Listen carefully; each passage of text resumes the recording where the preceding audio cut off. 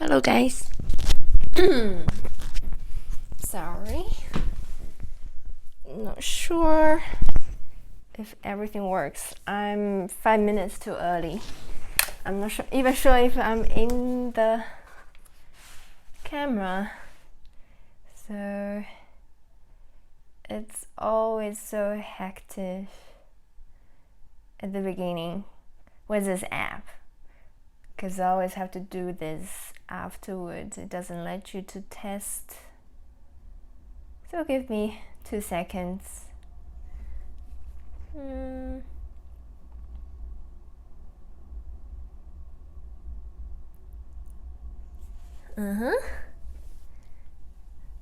I am okay. Looking. Wow. Sorry. Now it's okay. Now I turn off my volume. You shouldn't be able to hear 10 times what I'm saying. It looks okay. Camera, I'm in the middle, it's straight, and I guess I'm still going to wear my glasses today. And two people watching. Crazy. It's getting better and better, isn't it? Okay. And so today, for today's vegan mukbang video, I made this. Can you see? So it's called okra, is it? I have no idea, but it's kind of like a Japanese veggie and super healthy with lots of mushrooms. Wow. And I actually bought this Japanese soy sauce just to make this salad, kind of like a salad, and as well as tofu skin. Here is one. Tofu. And this is my lunch. So I'm going to just give this a try first. Good appetite.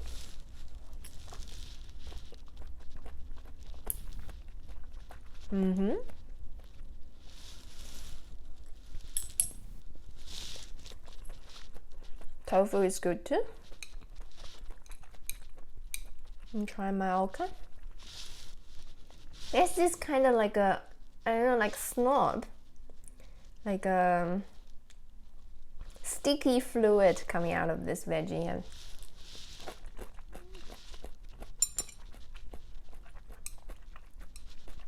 But it tastes just crunchy and refreshing.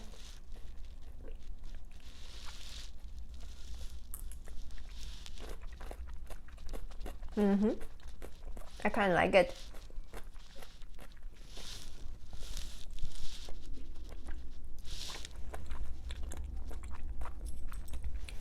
Okay, so I'm actually 5 minutes too early today. So I'm going to finish 5 minutes early as well. And you guys probably have seen, if you pay attention or catching up with my videos, you probably have seen I reached 1,000 subscribers today. And I have been waiting for very, very, very long, since the February last year. So it's over a year already. I have been making over 220 videos over the past year. And I was hoping I will be able to reach 1,000 subscribers at the beginning of this year, but it didn't happen. And then it became a lot faster around February and March, and then got a bit slower for a couple of months. And sometimes you just have to be patient with this kind of things. And last weekend I was waiting for my last few subscribers, and instead of getting more, I was losing. So it's really frustrating, but this morning it happened. And if nobody's leaving me, I'm actually having 1,000 subscribers from today, and I've been waiting for so long.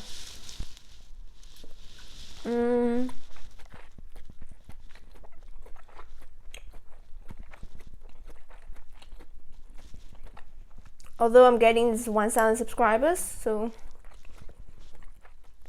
I haven't really seen like dramatic changes to my channel yet. But first of all, I have to say thank you all of you guys who have been watching my videos and follow me,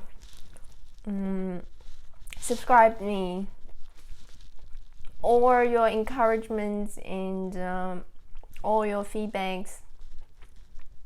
I think even just little things when you're giving me your support and all that is encouraging me and pushing me forward, because it's really difficult. When I started, I have never imagined I would keep doing this for over a year. I never expected like it would be a journey so difficult I've never done before. So I've trying to push myself to work just a little bit harder, because at the beginning I was trying to do videos one video a week, and then I started, after I finished my language school, I started doing 3 videos a week, and now I'm actually pushing myself to do 5 videos. So you should be able to see new video every day during the week, not the weekend, because I'm having a break on the weekend.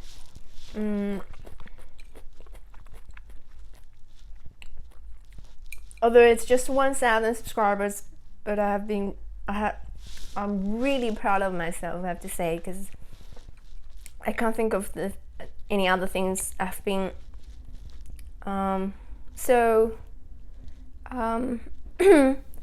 persist.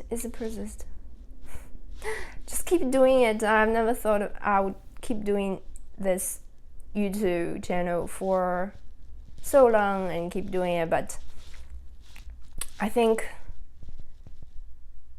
it's showing not just me, not just YouTube, and as well as all of you guys who are watching my videos. I'm really sticking to this. Like I'm not just doing this for a hobby or fun or just a casual thing. I'm really trying to do this as a career. So let's see how it goes.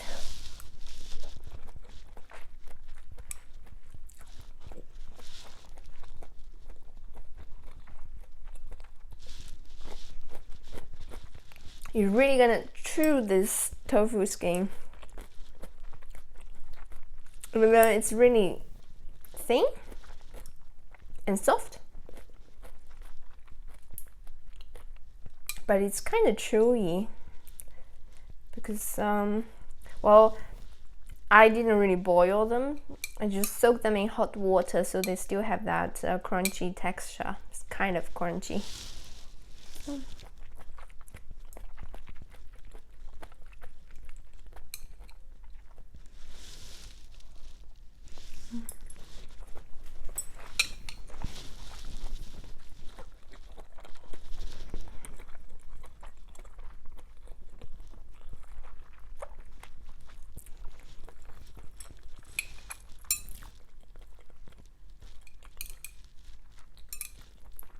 I think like for anybody, there are people who are getting who are doing YouTube videos who started by accident, so they do it for fun, and somehow they just super lucky they could get like 20,000, 30,000 subscribers in a couple of months.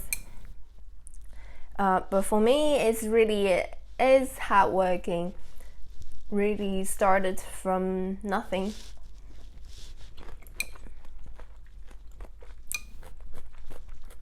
So anyway, I'm really happy. Like before I started this live stream today, and it happened. My 1,000 subscribers. Anyway.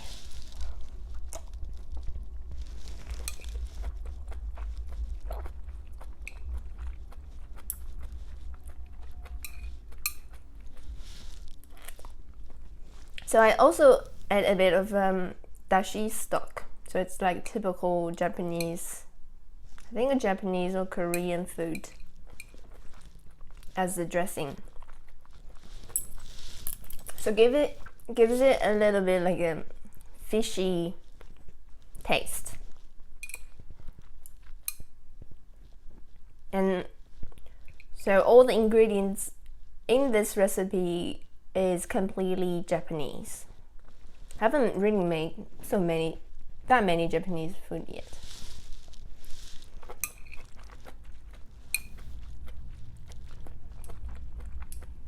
When it's cold in winter, we always like have Japanese curry. That's like one of our household favorite.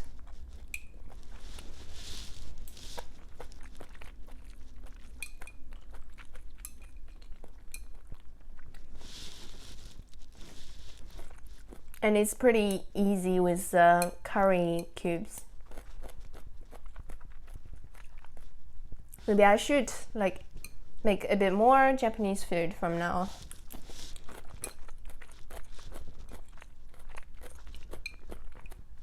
I have all the have planned all these recipes I'm going to make.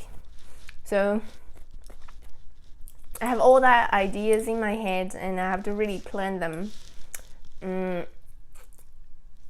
So I'm not going to make half of the dish and then start a new one, and that actually happened before. So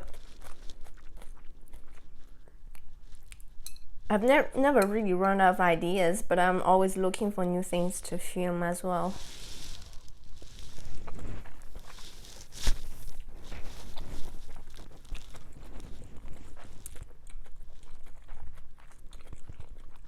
Not sure if you guys have noticed, like it's always kind of like 1 week there are 8 people watching my live stream, and then the other week there's nobody, like this week today right now. Oh, and the live stream I did probably 2-3 weeks ago, somehow I'm not be able to monetize it. I can't even remember what I have said in my videos, but I don't think there's anything violent or sexual or sensitive.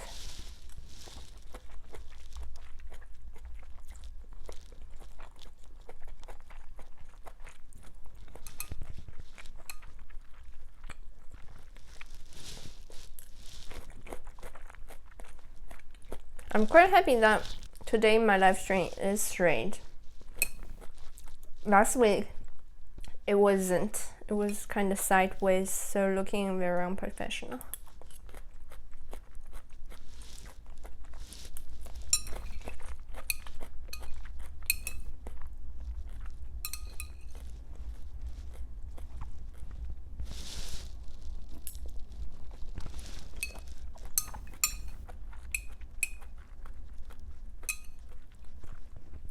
You can probably use any other kind of mushrooms for this recipe, but this is just the ones I could find here in supermarket, and it's not overly expensive.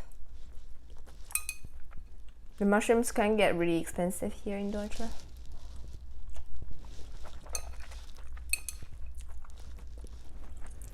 The funny thing is, I actually see when this person giving me a thumb down. It just from 0 to 1 thumb down. So I actually see you. I know who you are. Anyway.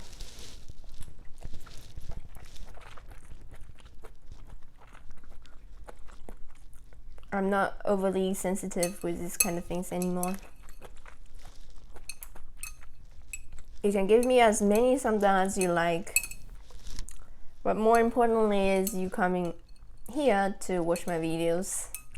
Doesn't matter if you like it or not.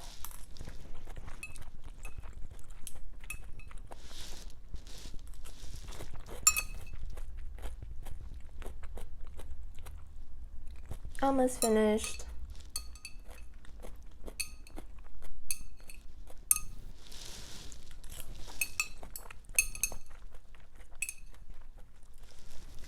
One thing, I'm really super lazy and bad because when I got my 888 subscribers, I said I'm going to send this little present to the lucky winner, and I still haven't sent it. I still haven't got time to make it in.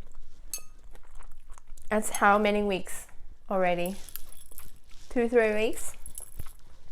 But I promise I'm definitely going to make this week. I'm gonna just set a date when I'm going to make it and when I'm going to send it. Otherwise, I'm just like super lazy because all these other ideas I always wanted to make them. Then just pushing the schedule later and later.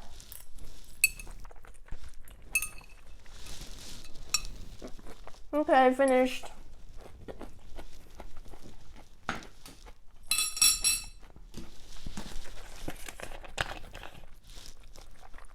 So I got a bit more water.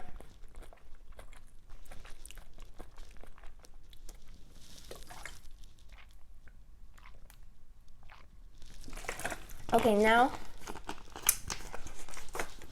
it's my time to tell you guys, maybe one person or the person who gave me a thumbs down. Anyway, I'm going to tell you guys what's gonna happen this year. So we actually booked our flights. So now it's official. Not just an idea or planning or talking about it without doing anything, but it's official now. We are going to China in September. I could even tell you a date, but I prefer not. And the plan is my husband, my brother-in-law, and my in-laws, they are all coming with me, and we're all going to China, but they could only stay for 2 weeks. And within that 2 weeks, they also want to go to Hong Kong for a couple of days. Actually, 3 nights, 4 nights. So there isn't much time they actually have in China. I think really they just want to see. They haven't really been to China. They have been to Peking Airport for transit, but have never been literally like actually getting out of the airport and see the country. So we're going, and I haven't been back to China for years as well, and so it's good to be back again. And I guess September is kind of good time as well because it's not so hot, and you guys probably know it could get really hot in my city. In summer it could get like a 40 sometimes for a week, or it's just super hot. So September is kind of getting cooled down a little bit, so it's not so hot. And around the end of September and October, there are just so many things you can eat in China. It's the best season because it's autumn. There are crabs, fish, seafood, crawfish, lots of veggies. So September, so autumn, it's actually a perfect time to visit. And we're not going to the sea or anything, so we don't really need to have a super hot weather as well.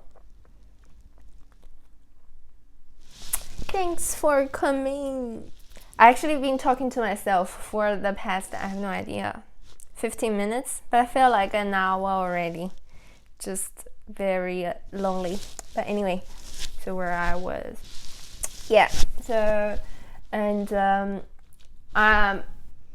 so my husband and my in-laws, they are coming back again. So after about 2 weeks.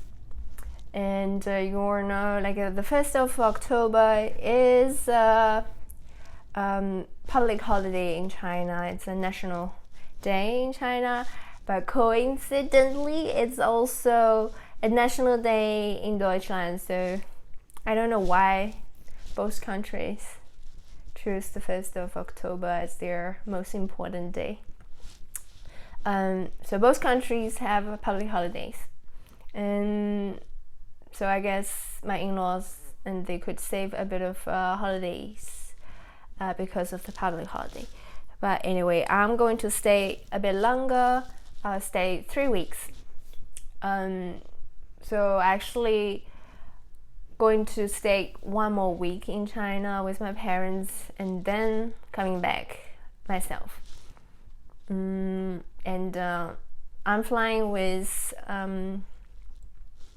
Lufthansa, which is a Deutsch airline, and my husband, they are going to take the Hong Kong airline, Cathay or something. You have to guess. Actually, it's really easy. If you I don't know if you're a little bit familiar with China and how people are actually look like from different area, you probably can guess. And I have to say, I have said so many times, so I'll let you guess. For this 2 weeks, actually 1.5 weeks, my parents, they wanted to go to a mountain in China which is called the Yellow Mountain. You are very close.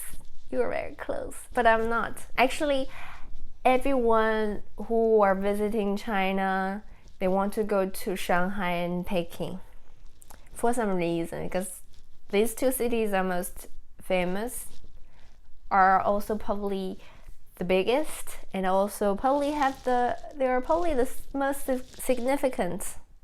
You are right. How could you guess that? No, I told you once I'm from Nanjing. Anyway, so because of that, everyone want to go to these two cities, and I think my in-laws are also expecting to see these two cities, but I really hate Shanghai and Peking. They're just too packed, crowded. I don't believe you. Actually, my in-laws have never even heard of Nanjing, the city. They have never heard of, and they only know Beijing and Shanghai. And now we have booked our flights. We're going to fly from Frankfurt to Shanghai, and they're going to have a stopover at Hong Kong for about 3 hours, and I'm just going to fly direct. So I'm leaving like 5 hours after them, and I will arrive 2 hours before them, which is not too bad. But why Nanjing? Because if you ask most of Deutsch, they wouldn't know where is Nanjing. And then I think it's significant for, in the sense of history, in the sense of really it's history, and it's just a nice city to visit. It's not so big like Shanghai and Beijing, but it has all that things to offer, like restaurants,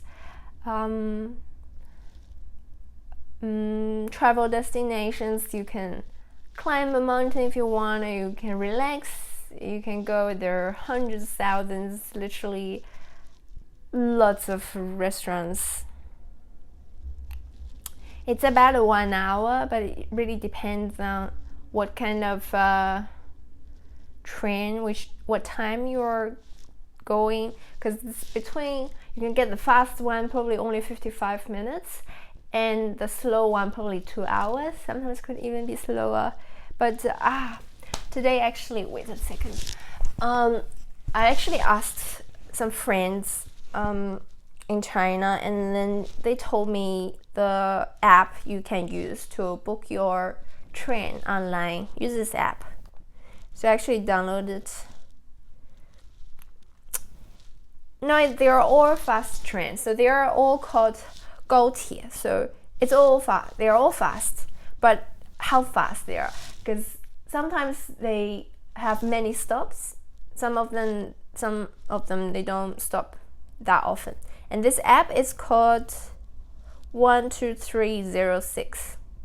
So it's all numbers, and you can just search in the App Store. Today I actually downloaded it here, if you could see. No, you can't see. It's reflecting too much. But yes, it's called 12306. So it's 12306. I don't know why they use this number, and I haven't really tested out this app yet. I saw the website. It's really from the train company in China, and they use this app. You can book your train ticket. Yes, 12306, and you can book your tickets. You can pay on this app as well. So before I think 2-3 years ago, when we visit China, when we went back to China, I have to buy a train ticket for my husband and my brother-in-law, but they don't have the Chinese ID card. If you have a Chinese ID card, you can always just go to the machine and you can buy really quickly. But if you don't have it, you have to always go to the counter, and the people who are waiting at the counter are not the most nice people, and you always have to wait for very long. And then the people working at the counter are also not the smartest people. They very often type your name wrong, especially when you have a non-Chinese name. And it was really a problem for my husband because she didn't type it correctly. And when you have to use the ticket to take the train, they're going to check if your name is exactly the same with your ID. Because that's how they prove it, because you can't sell your ticket to another person. It's really just under your name. So your name is on the ticket and you have to use that. The funny thing is they even type my name wrong because I didn't give them my ID. I gave them my passport, which has like letters, and she can't even type 5 letters correctly. So use this app. I don't know, try it. I've never tried before, but apparently everybody's booking online, paying online as well. I don't know how you can pay it, but I'm going to use this. And the other thing is I'm flying in to Pudong Airport, so it's like the international airport. And because my in-laws, they're flying in from Hong Kong, they are flying to the smaller what's called Hongqiao Airport, probably. Yeah, it's the smaller domestic airport. So I'm going to take this train. Actually, it's metro to from the new airport to the old airport. The funny thing is, I checked it from different Chinese websites, and people are saying it's gonna take about an hour, and it costs 8 RMB, so it's about €1. So you take 1 hour metro, only costs €1. That's amazing. But like in Deutschland, you take 5 minutes or just 1 minute. S-Bahn, you have to pay €3 for that. So it's a big difference. But anyway, so my plan is September and October. Then I'm coming back in middle of October, and I was hoping I'm going to contact a few YouTubers who are in China, although there are not many, because I'm going to have 1 whole week just by myself, and I don't really know what I'm going to do for that week. And if possible, I'll try to contact a few YouTubers, and it doesn't have to be in my city, it could be anywhere in China. So among that area, my area, then if possible, I want to do some collabs with people there. And also because September is such a great time for food, hopefully I'll be able to film lots of Chinese food for you guys. And crabs are definitely on top of my list. So it's a blue one. It's blue. The icon is blue. It's actually the first one. So it's blue with a red symbol of a train, like a tram engine. It's blue with a red logo in the middle. You can know there. It's the first one. I think it's the first one, but it's my app store.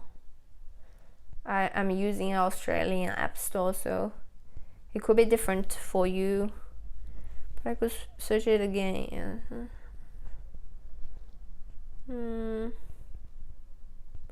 Good. It is the first one, so not sure if you could see it.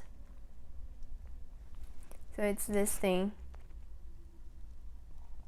It is, because the other one I saw as well, but the name of the provider all sounds crazy. Only the first one sounds authentic, so it has to be the first one. I think the app actually has a pretty neat and clean design. Their website is crazy. It's hard to find anything on their website. Okay, so hope I helped you.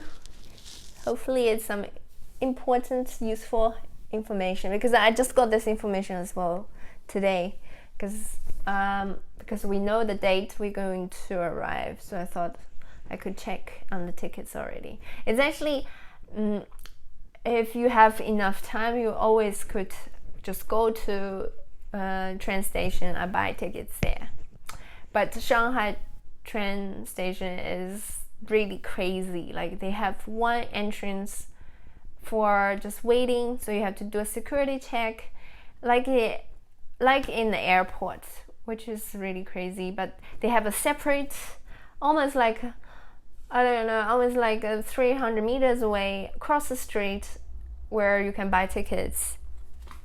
So it's not in the same room. And if you got a run tickets, your name was run, and you have to be on a different line to change your ticket. So everything is crazy, everything just busy. And I guess around October it's going to be crazier. So definitely don't visit in October. Like, everyone is having a holiday in China around October. That's why the other reason I didn't want to go to Hong Kong with my mother-in-law, but don't tell them. Because before we booked the tickets, my mom was like saying I should stay a bit longer, so I told my mother-in-law and she agreed. Then yesterday she mentioned they really want to visit Hong Kong because they have never been to Hong Kong. But we just came back from Hong Kong beginning of this year, so we visit Hong Kong for New Year. That's the other reason why I don't really want to go there anymore, because it's just busy and hectic.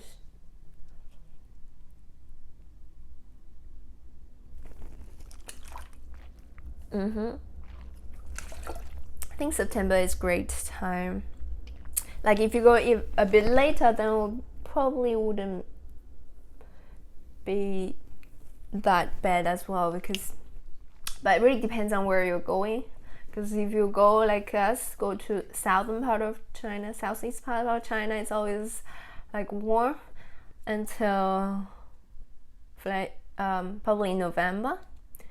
But if you go north, it's going to get cold a lot quicker, I think. But I really going back just for food. And my mom was angry with me, at least upset with me, because I didn't go back just for her.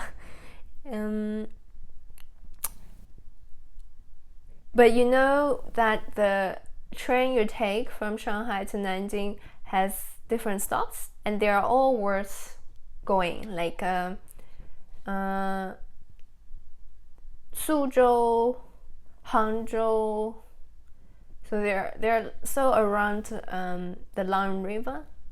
They all have pretty gardens, like traditional Chinese gardens. If you are interested, I don't know what you are interested in, because to me Shanghai is just boring. Because I told my in-laws, you probably only need 24 hours for Hong Kong and 12 hours for Shanghai, because it's not much to see. You go to the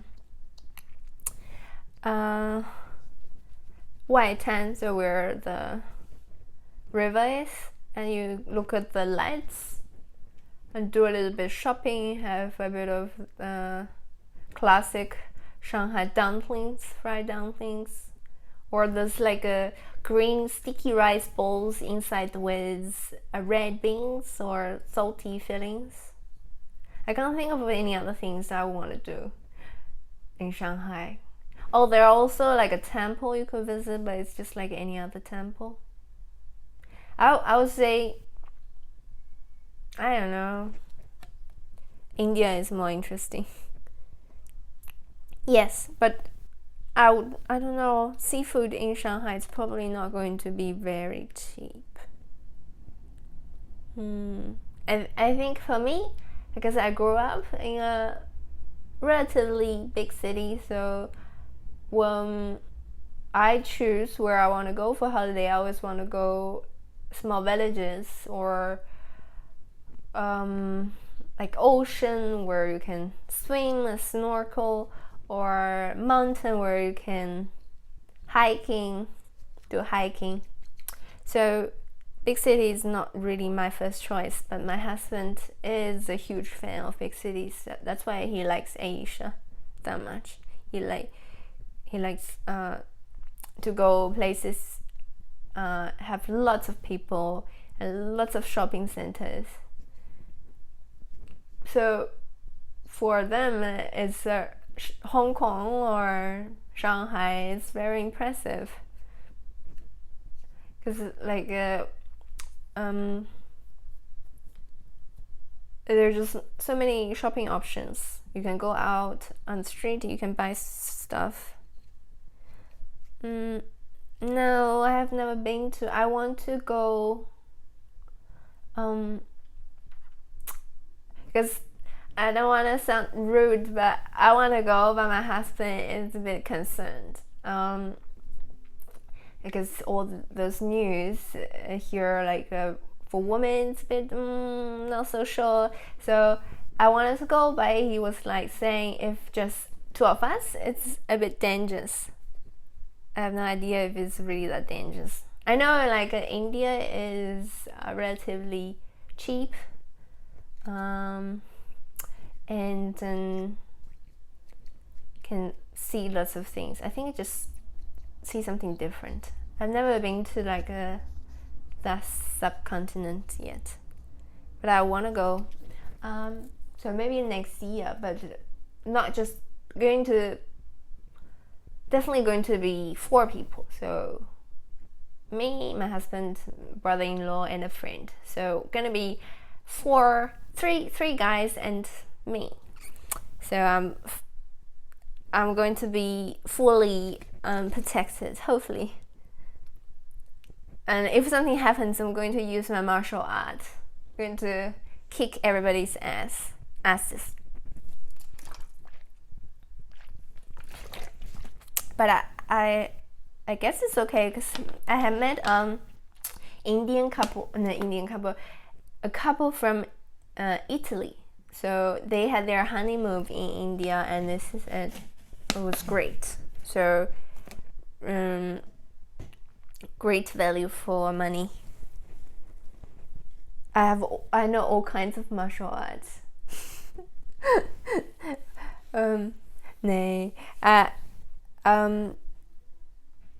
Tai Chi is for old, but kind of like for old people. I know. I think because when I was in primary school, it's compulsory to practice martial art, at least like gymnastic. But then was like became a selective process, and they select a couple of kids to learn more, and I was like the intermediate level, and then because they really don't want you to do that. I think teachers don't want you to spend too much time to do anything else rather than reading the books, so it didn't really happen for me. So I'm still at this entry level, but I think it's enough.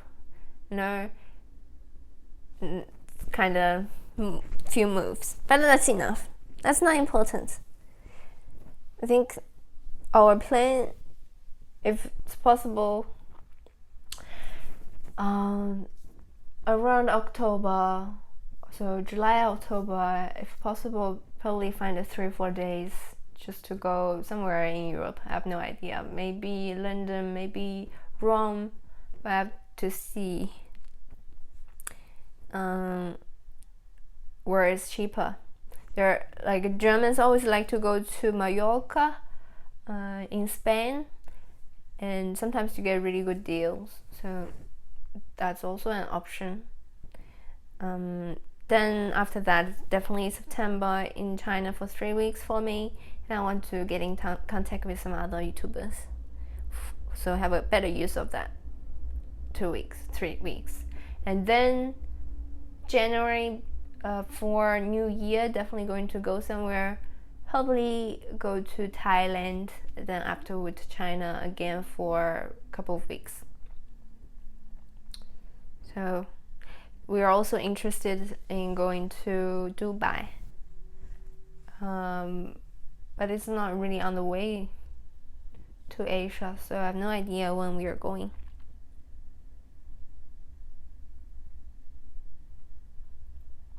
I've never been to London. I actually really want to go. I think it always at the beginning of a year, probably around March or May, there's like a boot camp from YouTube Space in London.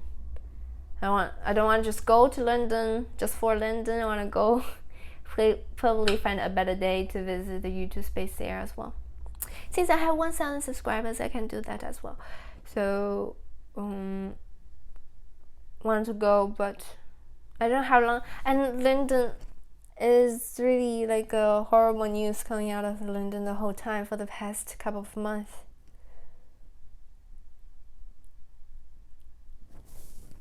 I'll definitely check out Chinatown. That's the other thing. When I was in New York, I always want to go to Chinatown, like no matter where I'm visiting, if there is one. But I missed the one in New York. I'm not going to miss the one in London.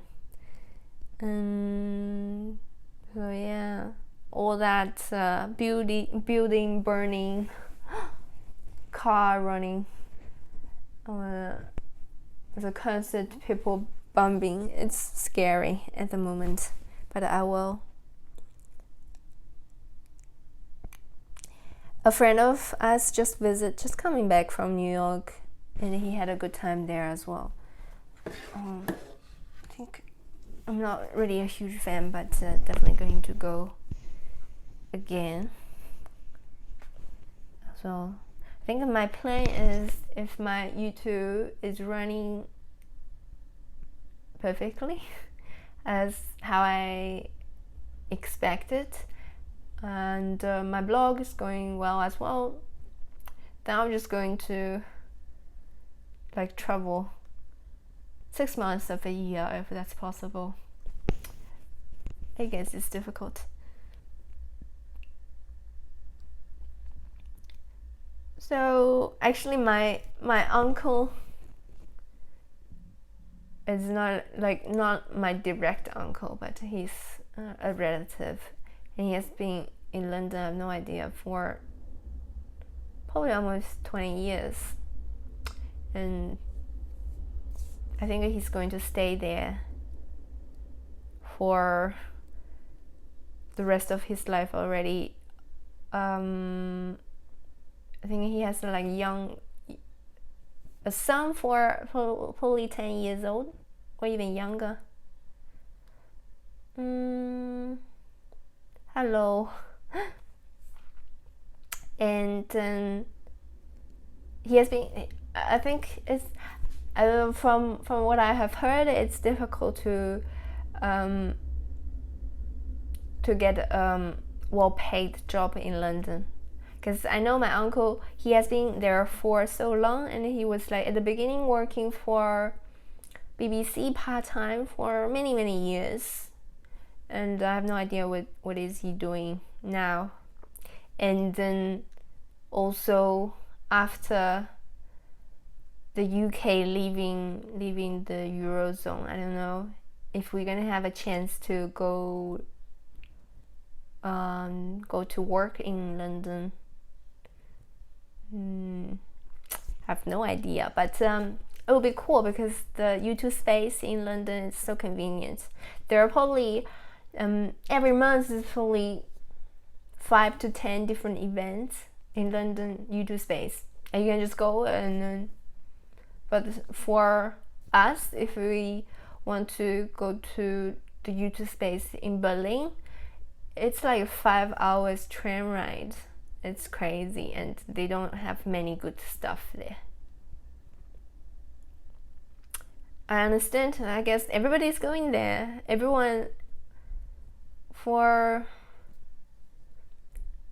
from what I have heard, like it's a lot tougher.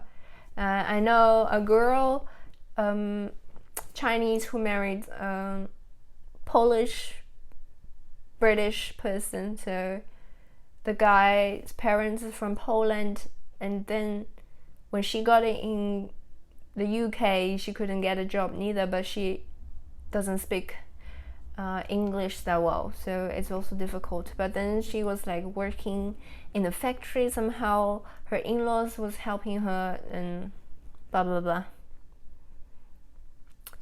I don't know, is there a huge market for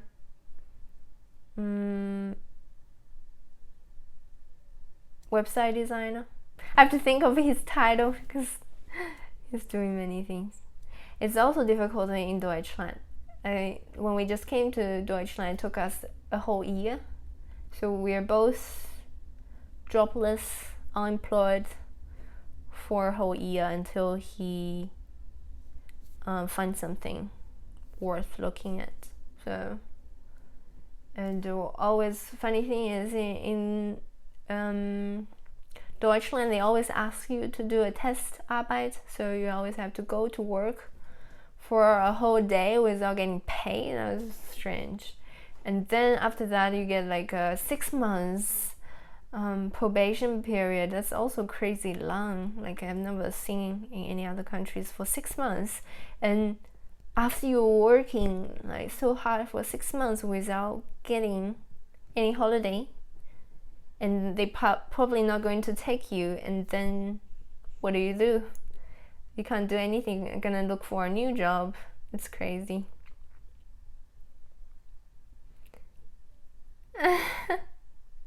She wanted to marry you, or you wanted to marry her?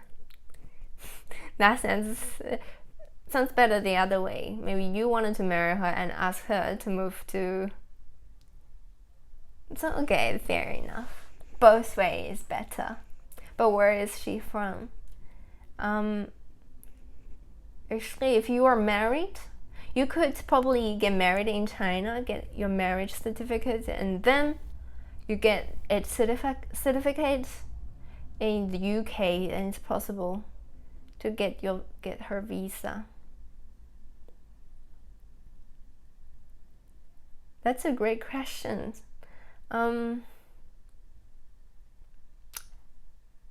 Deutsch is definitely a lot more difficult than English. Although my English is also not perfect, and I have learned English for over 10-20 years. But Deutsch I only learned about 6 months. Then really I didn't go to any school anymore. I just listened to watching TV all the time, every night.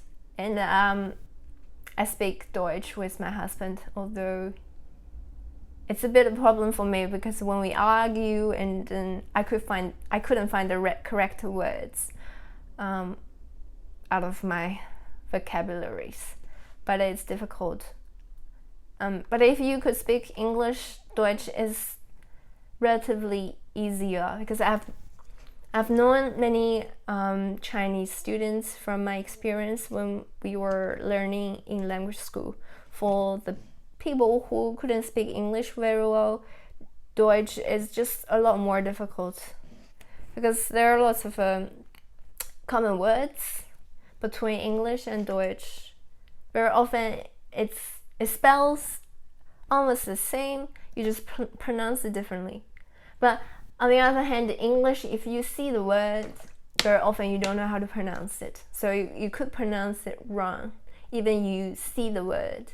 But if you see the Deutsch word, you can pronounce it 100% correctly because it's always used the same rule. So you can always pronounce any Deutsch word once you know the rules.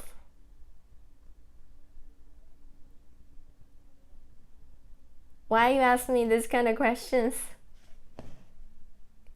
Because are you living in Australia or you're living in Deutschland, or are you having some bad experience somehow in both countries? I don't know if it's possible to learn Mandarin at home. How good is your Mandarin? Because my husband, so we have been together for almost 5 years, and we started from only speaking English, and then now we're only speaking Deutsch, and he still couldn't speak Mandarin. He could speak 3 words. So he can greet, he can say thank you, but say hello, and that's it. He can count number from 1 to 10, but always making mistakes. Really, that's the other funny thing is, I would say 80% of Chinese restaurants they call Asian restaurants in Deutschland, they are not owned by Chinese. They're owned by Vietnamese or Thai, and then there are 80% of Japanese restaurants in Deutschland are not owned by Japanese, they are owned by Chinese. So it's like a funny thing. I think if you can speak English, Deutsch is really relatively easier. And if you can speak Chinese, English and Korean are both relatively easier.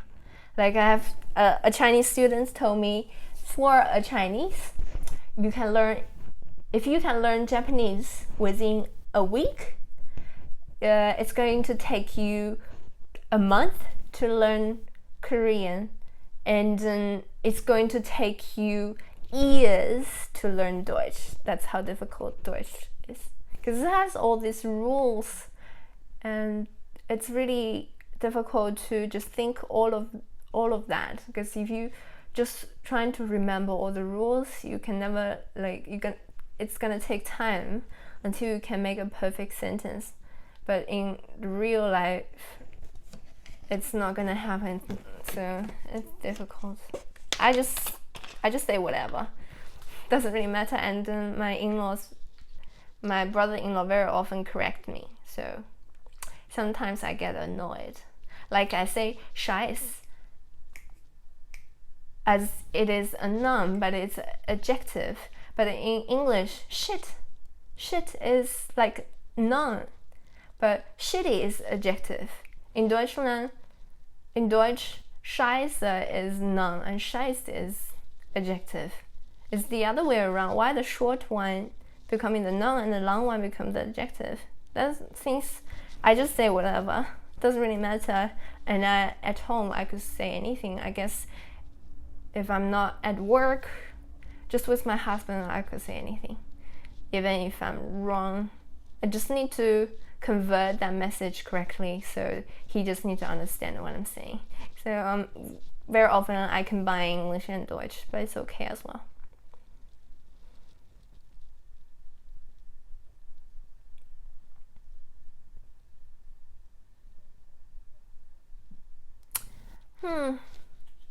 Actually, to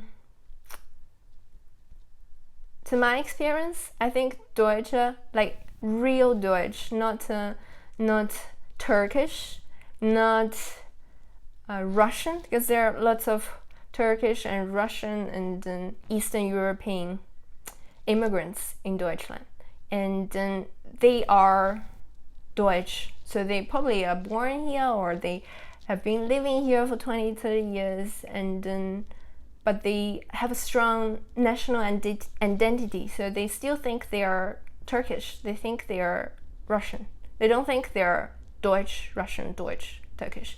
And for that reason, they bring out a lot of their characteristics, how they would treat and behave. And even though they have been in Deutschland for a long period of time, but if you ask a Deutsch, and they have that burden because of the history, so they can't say racist things because they know they're Deutsch, they're not allowed to say this kind of things. That's also because of the other reason, because for the refugees, I think, because they're Deutsch, they were Nazis, or some of them, and they don't want to be seen as racist and Nazi again, and they have really that thing in their heads. That's just how I feel like. So they trying to say things correctly, they trying to behave correctly, they don't want to be racist in any way. But if you go on the street, you can't tell if what's the person's background, and very often I think it's not coming out of racism, it's more coming out of their behavior as a whole. Like if you go to Japan, people are super polite, like they'll treat you almost like you're superior, like they're so friendly, they want to treat everybody right. That's just their I think that's just how they are as a whole. And then in Deutschland, you very often see Deutsch, they're loud, or they have a strong opinion about things, but that's just how they are. They're not racist. That's how I feel. And the strong, especially German women, they're so strong. Like they appear stronger. They're huge. They're tall. They have short hairs. They work hard. That's why they also have a strong opinion for other things. Sometimes could be translated, interpreted as racism. That's how I feel, because like I have been like unfairly treated so many times in Deutschland, but always telling myself they're not racist, because they're probably going to treat another person Deutsch the same way, just how they are. I don't think they're treating me badly because I'm Chinese. But the truth is, there are not many Asians in Deutschland. There are not many black or colored people in Deutschland, and then people are feeling strange. So if you are living in a country there is only one color, and the other person almost like alien coming to the country and they taking all the things you have, I don't think any other people will feel fair. That's the reason why I like me myself, I don't take any social benefits from anybody, from Deutschland, anyone, but refugees very often getting all the benefits, which are even a lot more than a Deutsch. That's a feeling, people feeling uncomfortable, I think, but I don't think that's like racism. Like in Australia, people also get, I don't know, I've saw some news on my Facebook, like an Asian girl who so probably born in Australia, and she was beaten up in a shopping center because she's Asian. But I don't think that like those kind of things don't happen like that often. So just because one person is racist and crazy doesn't mean all the other people from the same countries are the same. But I don't know. I think racism, you can interpret many things into racism. But it's also difficult because if you just don't like these group of people's behavior, are you racist? Just because those people who are born to behave this way, they're educated, they're accustomed to this way, and you are not accustomed to their way, and you don't like this group of people, are you racist? I don't know. I think like I live in this neighborhood. There are lots of immigrants. So I would say 80% are Turkish, and probably 10% from other Eastern European countries. I couldn't understand what they're saying. Like I'm living in Deutschland, but very often I'm going on the street, I don't understand any of the words what they're saying. And then they could drink beer on the street, we're talking very loud. I could feel uncomfortable, feel insecure. But am I racist? I don't think so. Hopefully I don't think so. Because people could disagree with other people or think you are weird, but doesn't mean this person is racist. I think, and because I'm living in Kassel where there are so many universities here, lots of students, I think students are generally more open-minded, so they accept new things a lot more quickly, and they actually appreciate and enjoy this kind of differences, and most of Germans do. I think that's why there are so many Turkish and other Europeans, and there are lots of Spanish, Italian, French. Like we're so close to France. There's just people everywhere. I think you can't stop like country becoming like a mix of all kinds of things. It's just not possible.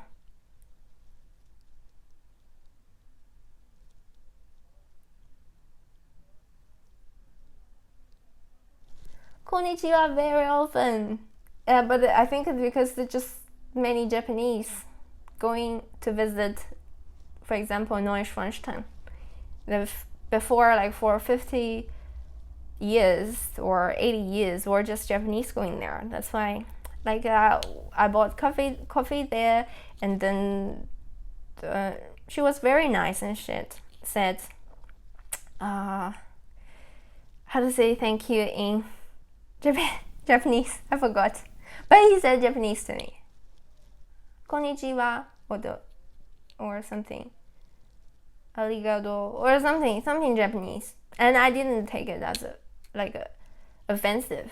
I thought that's cute, sweet, because she's just trying to be nice. Like you can't be angry with the person if this person just trying to be nice. And I think it's sweet. Also means like I look international. Like I don't like any other country. Kind of like a compliment. What I think.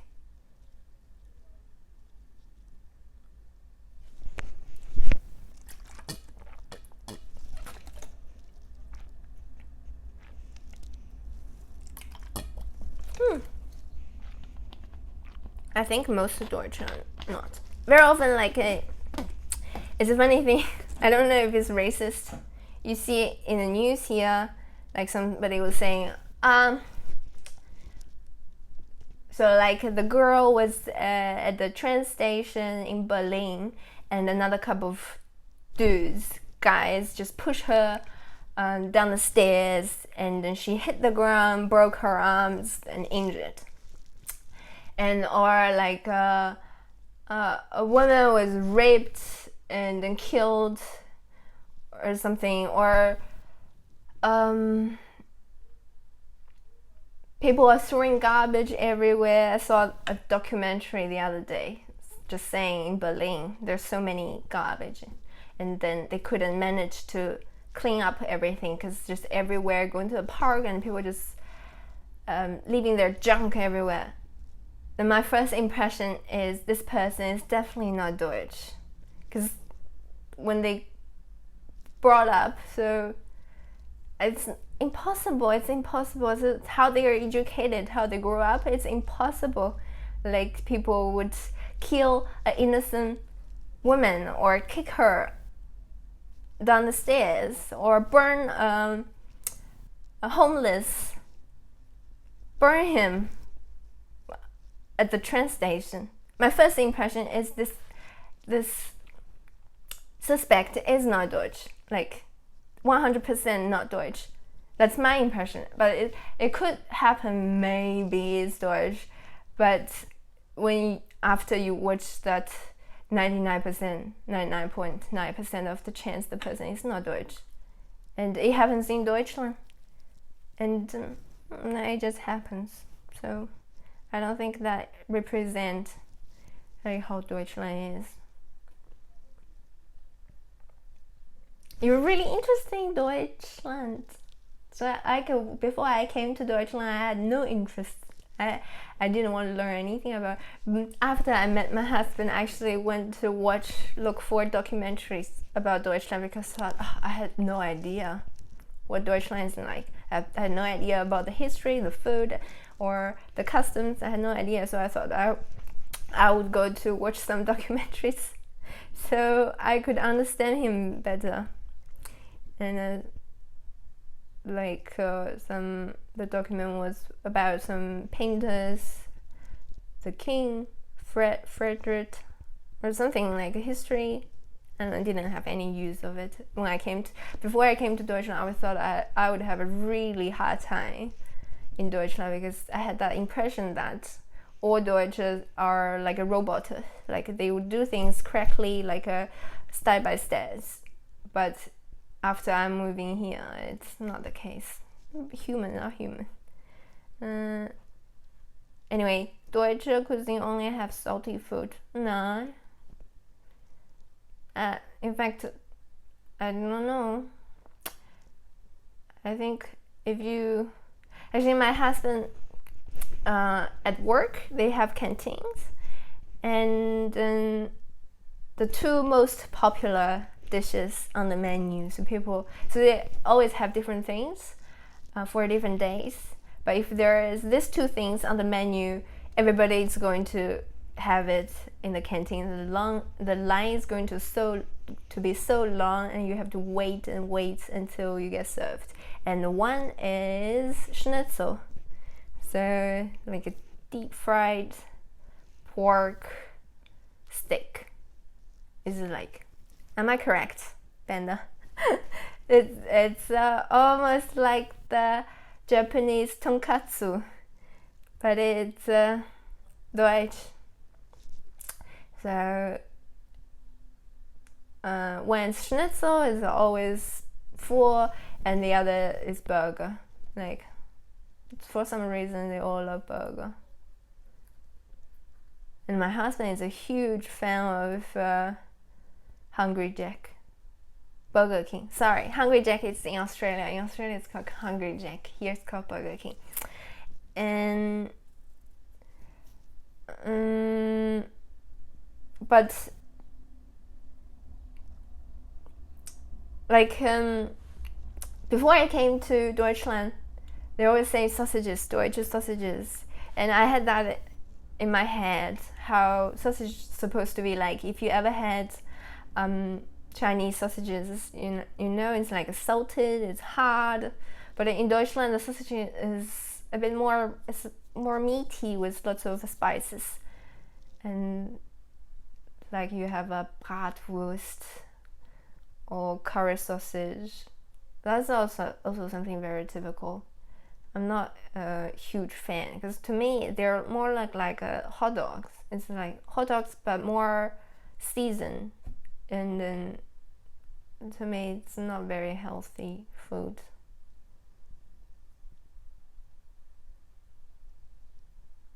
I think it is bad, but it's also not. I think you have to compare the refugee crisis with other countries. I was in Paris, so last year, September, and you could see the refugees are really badly treated, so they don't have place to stay. All they got were tents, so they sleep on the street with a camping tent, and some of them having just a mattress, and then a whole family sleep on the street with one mattress, and it was raining. I was just so horrible, so hard to watch. Like, that's hard, how badly treated those people. They're actually people, they're real people, they were a family with kids, and they're treated like almost like animals to me. Like they don't get like equal treatment in Paris, but in Deutschland they're really properly treated. Like kids go to school, adults go to learn language, although the process can be really long. Like when I did my language school, there was a refugee, so he's from Syria. He's like I have met 2 refugees in my life, like personally, and they're both very educated. They're very nice. They're Syrian, and they had like education degree, like university degrees in Syria. That like one was a teacher, one's a psychology student. So they're very educated, very nice, very polite, and they learn language. Probably had to stay in the camp, like not really a camp. So they have to share an apartment with other people, so you don't get your own apartment. Some people get this wrong information, like saying you come to Deutschland and you get a whole house for you or something for free. Everything's free, just come. And they have to share apartment with other refugees, but they have enough money, definitely enough, like to live and to start with. And you see all the commercials on TV and helping refugees and giving them a perspective, or give them a chance. All the companies are helping. Like especially, I saw lots of supermarkets like Kaufland employed some just like a trainee, or DHL. They could drive, then they can deliver parcels. So they're actually trying to give these people a perspective. I think they get better treatment like me, because I came here, I don't get anything. The only benefits we have is we don't have to pay that much tax, because but on paper I'm unemployed, so my husband pay less tax. But other than that, we don't have anything. But refugees, you get just like a Deutsch. So they come to a country as a stranger, like a foreigner, but they're treated really well in Deutschland. I would say the government did a pretty good job. They, unlike in Australia, they send all the refugees to an island. Like they send them to another country, and they don't even get a job. They can't work, and then they have to live with all the other people they don't even know. So I don't think it's they were scared. Definitely European countries are scared. They were talking about it's gonna be millions more refugees coming from Africa in a couple of months. But I think for the past year, for the millions already here, already done very good job. At least if I were a refugee and I came to Deutschland with nothing, I had something to start with. So with hard working, a bit of learning, there's definitely a future here, I would say. That's also what German government wants. They want more people working. It's really just more people working. I don't know. My in-laws don't speak English.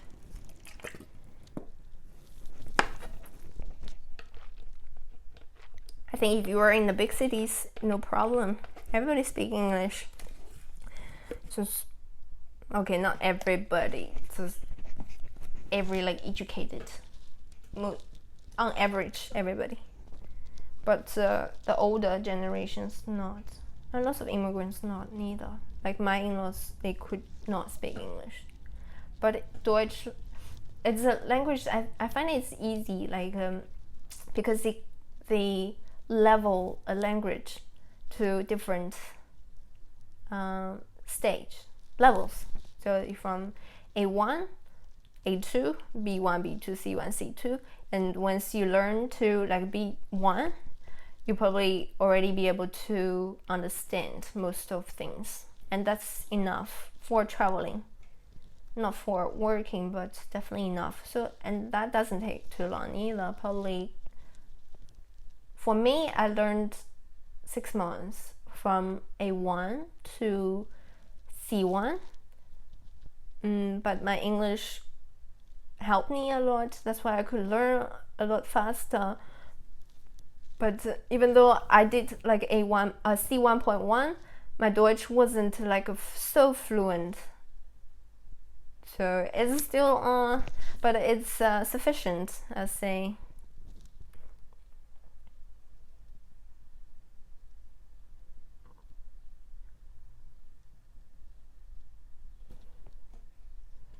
I think when I'm going to a shop, sometimes they speak English to me. So I think they're confident with their English, at least. And then I'll definitely speak Deutsch back. I think it's a nice thing to do. It's just nice to, I think, feel more involved. I think it's more important. Language is very important when you come to a country.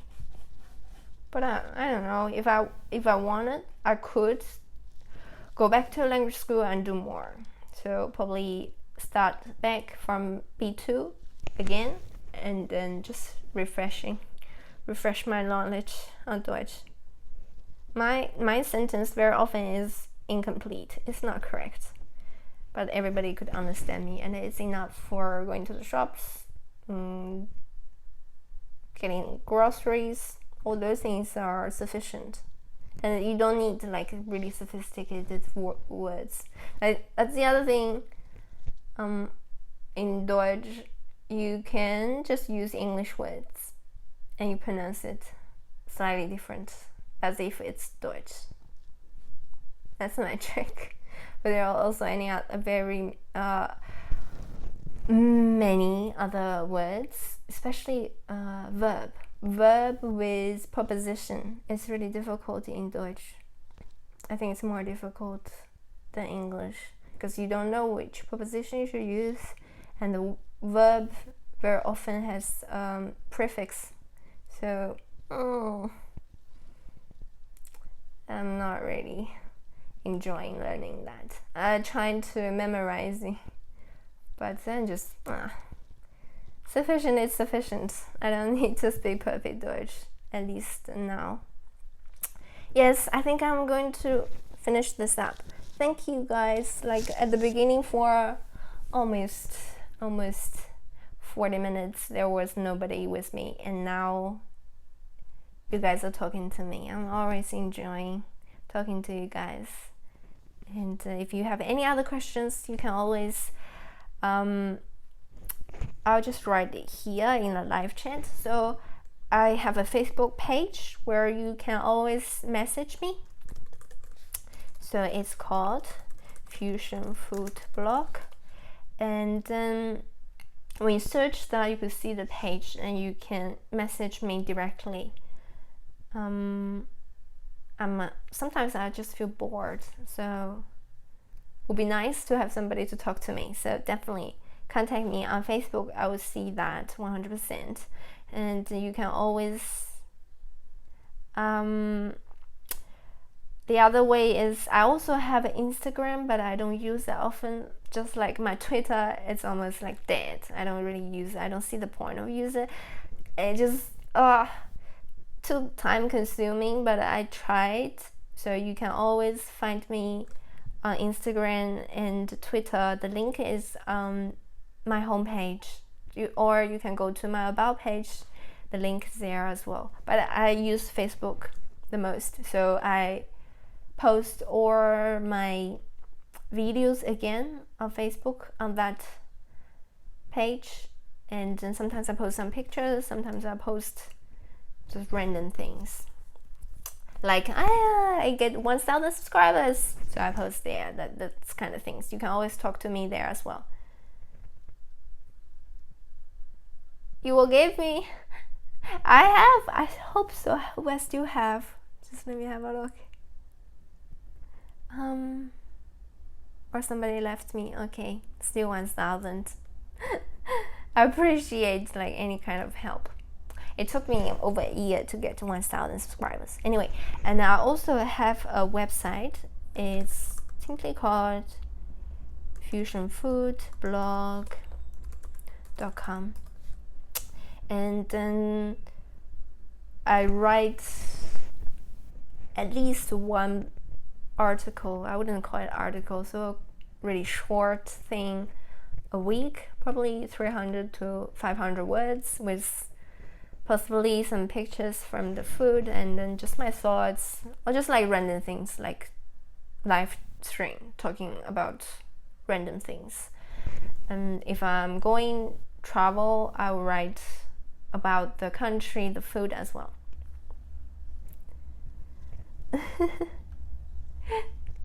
I thought I have 1,000. No, I don't have 1,000. Okay. And so yeah, any kind of questions, doesn't have to be food related or travel related. Could be anything. And really, but it says 1,000 for me. Is that strange? It still says 1,000 to me. Maybe it's slow somewhere. Okay, maybe I'm still 999 for some people. What's other things? It's slow. YouTube is slow. And the other thing is, if you use WeChat, I don't know how many of you guys know WeChat.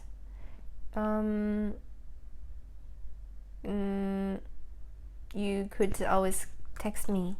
So it's like a WhatsApp or like a Snapchat, but it's Chinese. So this is my ID. If you search this, you can find me. And then mostly I post Chinese things there. You have WeChat? Awesome. Then you can talk to me instantly. So that's my WeChat. That's crazy, like how many social medias, those kind of platforms there are there. But I use WeChat, Facebook. These two are the most. I don't know, I'm not an expert, like I'm not a dietitian, but for myself, I try to eat everything. So veggies, fruits, meats. Although I'm making vegan recipes, but I eat everything. I think I'm just trying to have a balanced diet. I'm not trying to. Actually, I'm not really trying to avoid any deep fried or anything. I just don't eat deep fried foods like 7 days a week.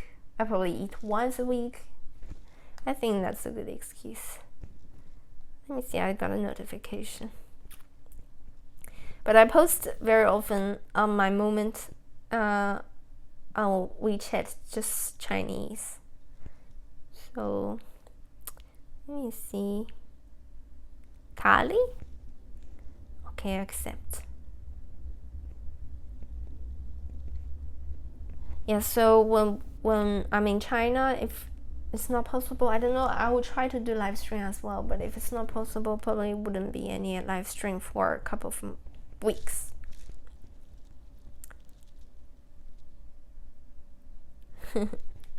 Oh, I just posted today that I have 1,000 subscribers, and then lots of people responded. It's actually afternoon. It's 3 o'clock, 3:19, and I really have to finish this. And just to, I don't know, I look horrible. Do I? I just realized it's so dark. I have 2 lights, but still looking dark. Okay, so goodbye, Kali, and goodbye, everybody. And auf Wiedersehen. Tschüss. Bis next Mal. So thanks for watching. So now I have 6 people watching. It's always sometimes I have to just give it a little bit time. Can't be too impatient. So hope you guys come again next week around similar time, Monday 2 p.m. Deutsch time. I do live stream once a week, every week. Ha! 再见. So how could I forget to say 再见? Thanks. Thank you guys. So I'm going to turn this off, and you're gonna see more videos this week. So thank you. Yeah.